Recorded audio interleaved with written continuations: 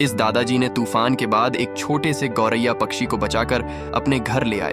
उन्होंने कभी नहीं सोचा था कि यह नन्हा पक्षी उनसे इतना जुड़ जाएगा। दादाजी ने उसे रोज अच्छे और पौष्टिक भोजन से उसकी देखभाल की, जिससे वह मजबूत और स्वस्थ हो गया। वे उसे समय समय पर नहलाते, जिससे वह साफ सुथरा और खुश रहता। दादाजी और गौरैया का रिश्ता दिन ब दिन गहरा होता गया। वे अक्सर साथ में खाना खाते और दादाजी उसे अपनी थाली से ही खाना खिलाते। गौरैया ने उनसे इतना लगाव कर लिया कि वह दिन भर उनके पास ही रहती। वह उनके साथ खेलती, उनके फोन पर बैठ जाती और उन्हें प्यार से चोंच से चूमती। गौरैया ने अपने प्यार का इजहार कई प्यारे तरीकों से किया। सबसे खास बात यह थी कि वह दादाजी की हथेली पर आराम से सो जाती।